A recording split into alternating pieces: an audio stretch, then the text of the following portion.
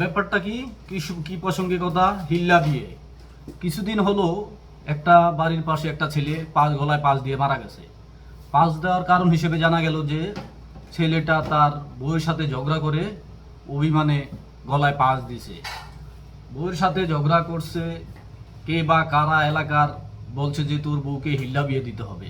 হিল্লা বিয়ে মানে ইসলামে হিল্লা বিয়ে বলতে কোনো কথা নেই। কিসের হিল্লা বিয়ে? ও জাত মূর্খ, যে বললো হিল্লা বিয়ে দিতে হবে ও জাত মূর্খ, ওর আগাগোড়া সব মূর্খ। ও ইসলামের কোনো কিছুই জানে না, কোরআন হাদিস জানে না। ও তোতা ফাকির মতো হয়তো কোরআন পড়তে জানে, এর মর্ম বুঝে না, বাবার্থ বুঝে না। এদেরকে আইনের আওতায় আনা উচিত। এদেরকে গাছের গাছের ডগায় ঝুলিয়ে ইচ্ছা মতো ফিটানো উচিত। হিল্লা বিয়ে বলতে ইসলামে কোনো কিছু নেই। কেউ যদি রাগের মাথায় স্ত্রীকে তালাক দেয়, তাহলে যতবারই তালাক দেয় তা একটা তালাক বলেই গণ্য হবে। একটা তালাক দেওয়ার পর তারা 1 মাস বিছানা আলাদাভাবে থাকবে। এর ভিতরে যদি তারা তাদের ভুল বুঝতে পারে, তাহলে আল্লাহর নিকট ক্ষমা প্রার্থনা করবে। ইন্নাল্লাহ গফুরুর রাহিম, আল্লাহ মানুষের মনের খবর জানেন। ও আল্লাহ বিজাতুস সুদূর, আল্লাহ তাদের ক্ষমা করে দিবেন। এরপর 1 মাসের ভিতরে যদি তাদের বনিবানা না হয়, মীমাংসা না হয়, তাহলে তারা পুনরায় দ্বিতীয় তালাক দিবে। দ্বিতীয় তালাক দেওয়ার পর আবার 1 মাস তারা আলাদাভাবেই থাকবে। এভাবে আবার 1 মাস পর তৃতীয় তালাক।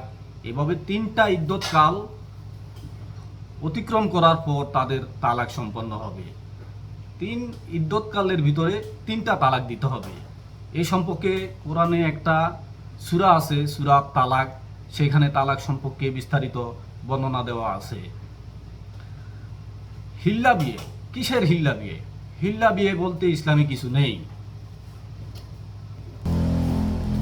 এভাবে যারা উল্টাপাল্টা ফতোয়া দেয় তাদেরকে কঠোর শাস্তি দেওয়া উচিত। কিছু কিছু কাঠমোল্লাদের কারণে সমাজে এভাবে অহরহ মানুষ গলায় পাশ দিচ্ছে, মানুষের সংসার ভেঙে যাচ্ছে বিভ্রান্তিকর ফতুয়ার কারণে। এদেরকে ইচ্ছা মতো ধোলাই দিলে যদি সমাজ ভবিষ্যতে এ ব্যাপারে সতর্ক হয় না হয়, সমাজ দিন দিন এ ধরনের বেদাত কর্ম চলতেই থাকবে।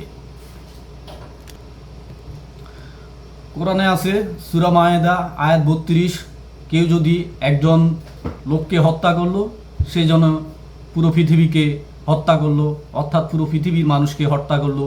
আবার কেউ যদি একজন মানুষকে বাঁচিয়ে দিল, সে যেন পৃথিবীর সকল মানুষকে বাঁচিয়ে দিল।